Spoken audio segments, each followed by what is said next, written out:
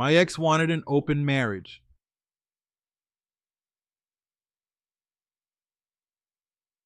So I made her homeless and served her divorce papers in a shelter.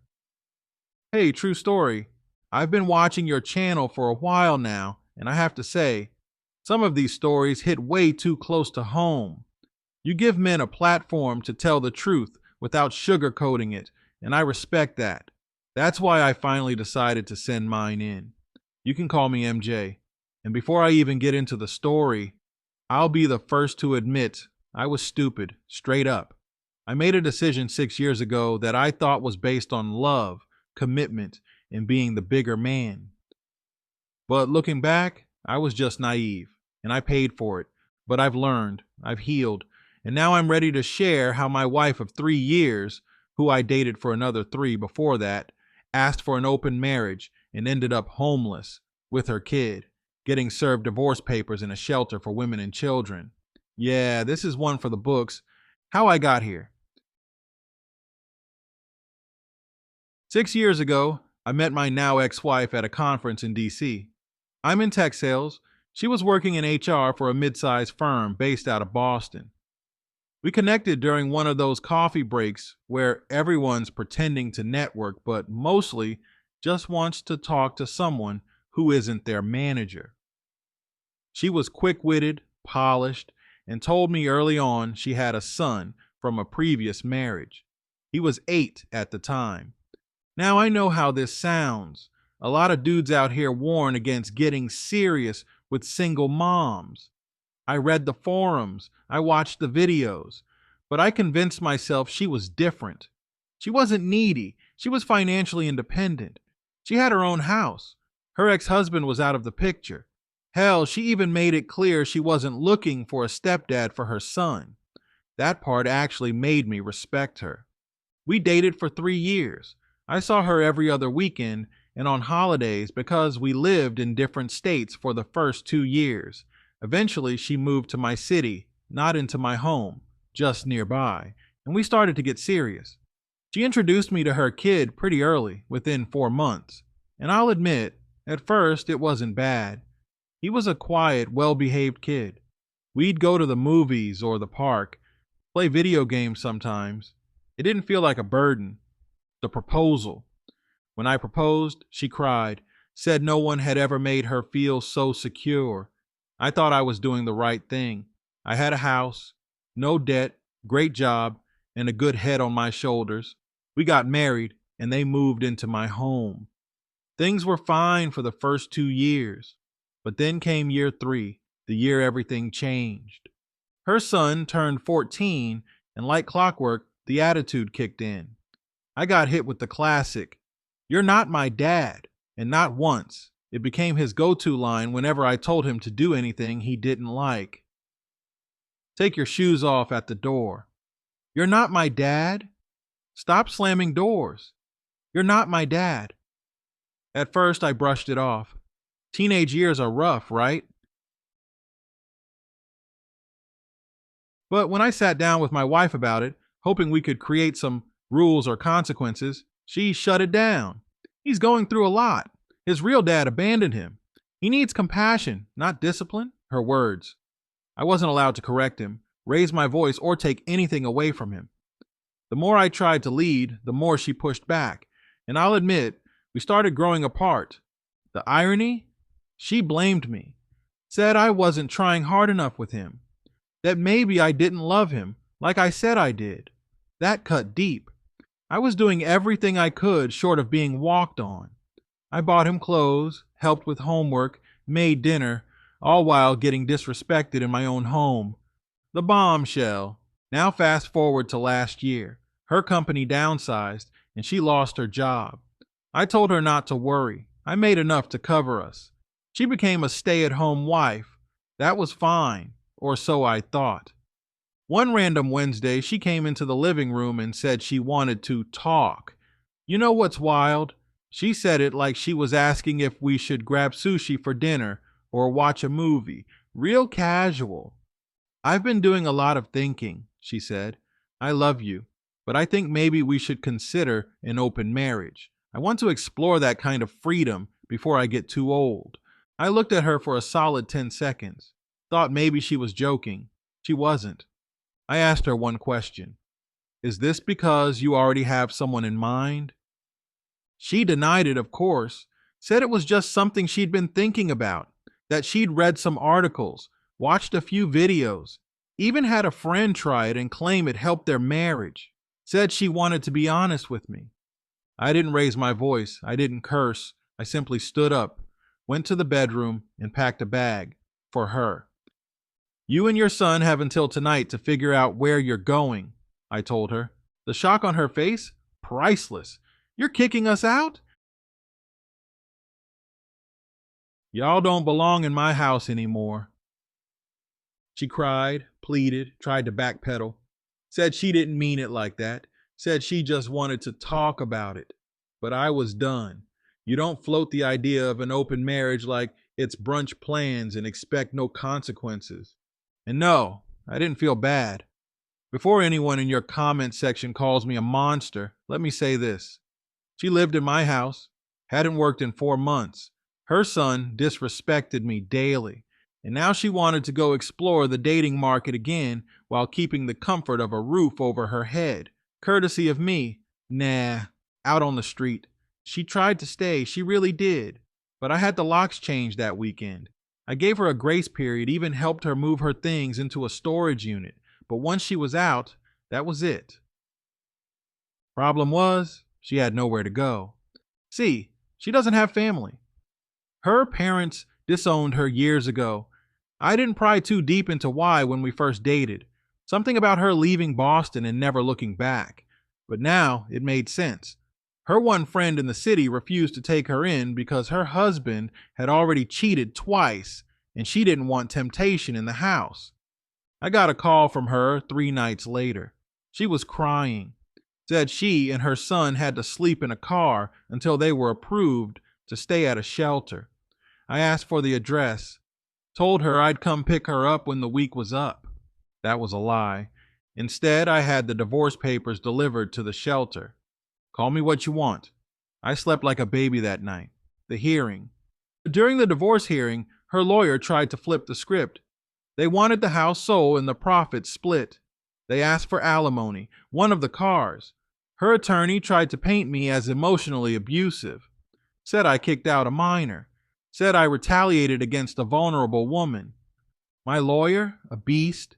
She came prepared with texts from my ex, admitting she suggested the open marriage. Receipts from all the bills I'd paid for the past year.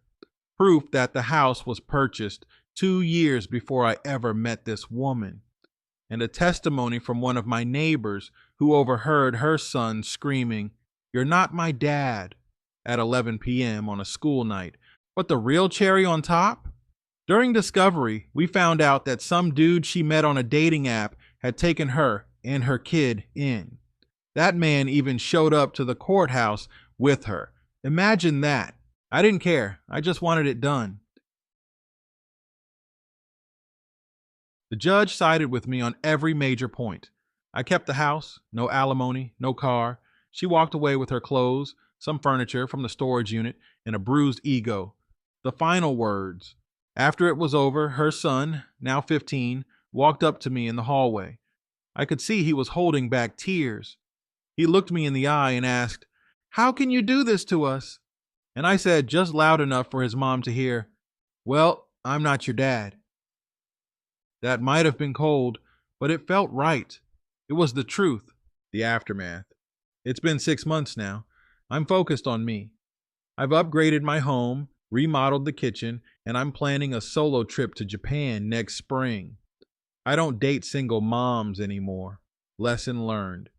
I hear through the grapevine that her new man kicked her out already, that they bounced from house to house, and she's now living in some extended stay motel. Not my business. This story isn't just about revenge. It's about knowing your worth, standing your ground, and not letting someone use your loyalty as a doormat.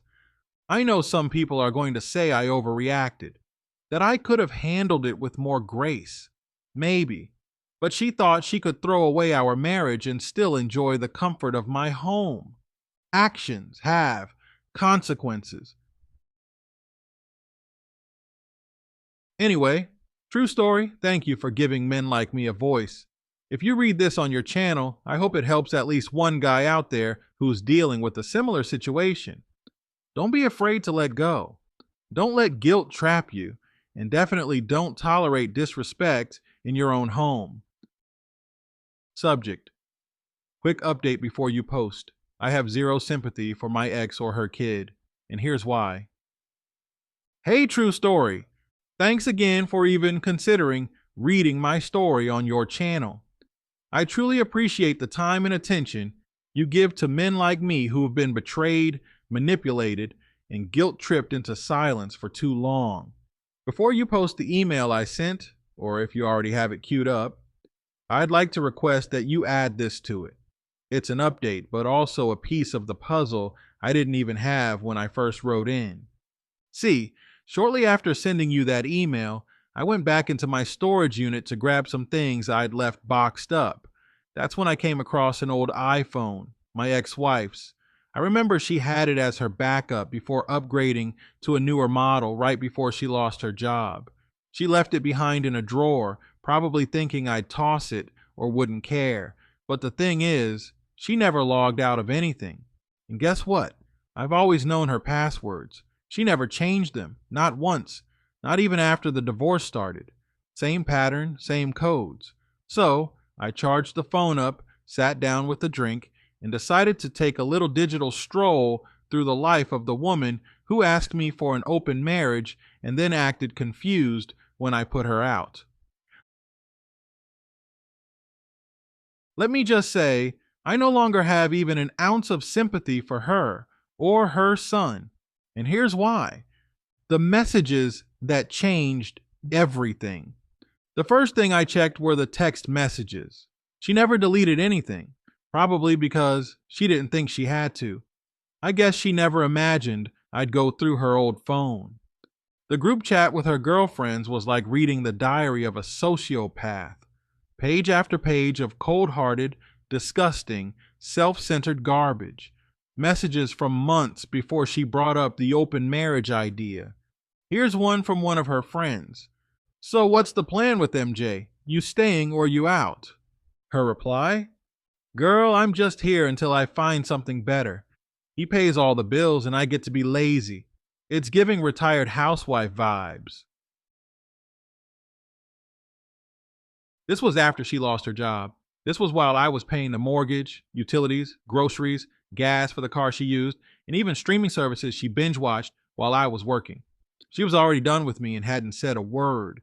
She was lining up her next move like I was just some temporary landlord she was waiting to outgrow.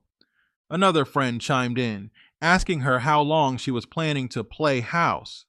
And this chick, the same woman who cried when I asked her to leave, who said she still loved me, had the nerve to reply, "I'm good for now. MJ's still useful. Plus, I don't want to bring her son into some random man's house yet. Once I find someone with money who's not lame, I'm out." Not lame. That part hit. Because I was never lame when I was paying for her son's football camps, buying school supplies, taking them on vacations, or grilling for all their birthday parties. But suddenly, I'm lame the second she's bored. And if that wasn't enough to get me pissed, I found photos, not just innocent selfies. Full-on lingerie pictures, bedroom poses, and mirror shots, with captions sent to guys that clearly weren't me. Confirmed cheating, long before the open marriage talk. The thing that made me sick was the timeline. She started cheating at least a year before she asked me for an open marriage. The guys were all from dating apps or random Instagram connections. She used a private burner account, which she discussed openly in her group chat. They talked about ways to keep me from finding out, like this: "MJ don't check sheet shit. He's too trusting. As long as I smile and play wife, I can do whatever." Let me tell you, true story, that one lit a fire in me. I spent years defending this woman to friends who raised eyebrows when I married a single mom. I spent holidays with her son instead of with my own family. I gave up so many pieces of myself to try and make that family work. And all along, I was being clowned in a group chat like I was some walking ATM with no brain. And here's the kicker: one of the dudes she was cheating with recognized the same last name as the guy who took her in after I kicked her out. He was in the group chat too, not as a member, but mentioned. She was lining him up while still sleeping in my bed. She even joked once, he got no kids, no baggage, and owns a boat. Might level up. Level up. What a joke. Conversations with her son. I wish I could say the betrayal stopped there, but nope, it got worse. Her kid, the same one who looked me in the eye after the court hearing and said, "How could you do this to us?" was also texting her in ways that made my blood boil. I found messages from him saying things like, "MJ's tripping again. He mad because I didn't clean my room. He acting like he's my dad or something." Her reply, "Ignore him. You know he ain't your real dad. Just let him be mad and go play your game. He's lame AF. If we leave, I don't even care. He'll probably cry once I tell him I'm out." There was a thread where he called me a control freak for asking him not to bring friends over late at night on a school night. She laughed, literally replied with, "I know, right? He acts like it's his house. It is my house, was, still is." But to them, I was just the guy they were squatting with until a better option came along. If I had seen these texts back then, if I'd seen any of this, I wouldn't have waited for her to suggest an open marriage. I would have had her out of my life so much earlier, and maybe I would have dodged the unnecessary stress, disrespect, and disappointment I carried around like weight for years. No sympathy, no regrets. So yeah, now that I know what really happened behind the scenes, I don't feel bad at all. Not for putting her out, not for serving her divorce papers at a shelter, and not for telling her son, "Well, I'm not your dad." Because that's the truth. I wasn't his father. I was just the guy dumb enough to care. Some people may hear that and still think I'm being harsh, but let me ask your audience this. What exactly was I supposed to do? Stay married to a woman who bragged about cheating? Raise a teenager who openly disrespected me in texts and called me lame? Keep a roof over their heads while they mocked me behind my back? If that's the standard for being a good man, then count me out. I'd rather be alone with my dignity than partnered with someone who sees me as disposable.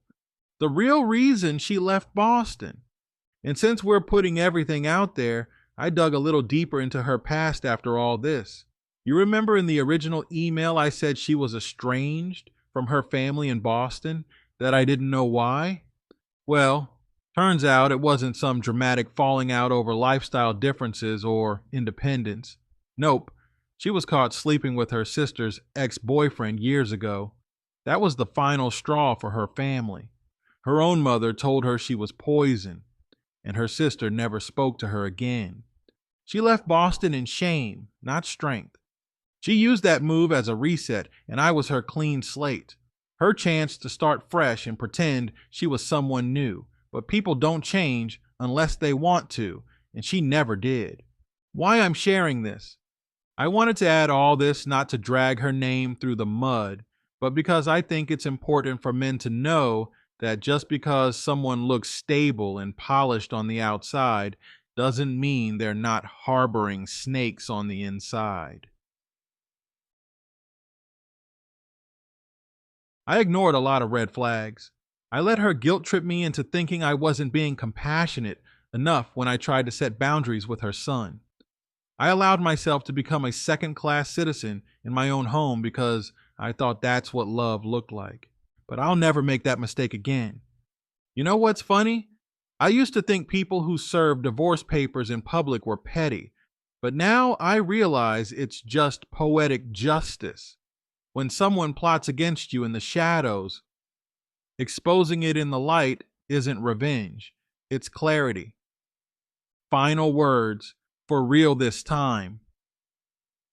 So, true story? I hope you'll tack this onto the original email or even read it as a part two, because this part matters.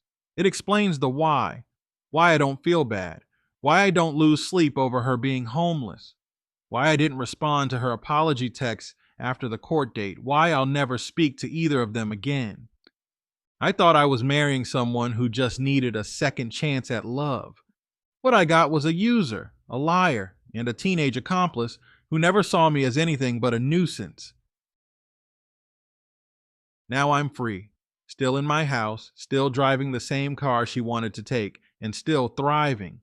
She's somewhere scrolling through dating apps pretending to be a victim, but I'm not bitter, just smarter, wiser, and ready for peace. Thanks again for reading this. Do with it what you want. I just wanted to make sure the full picture was out there.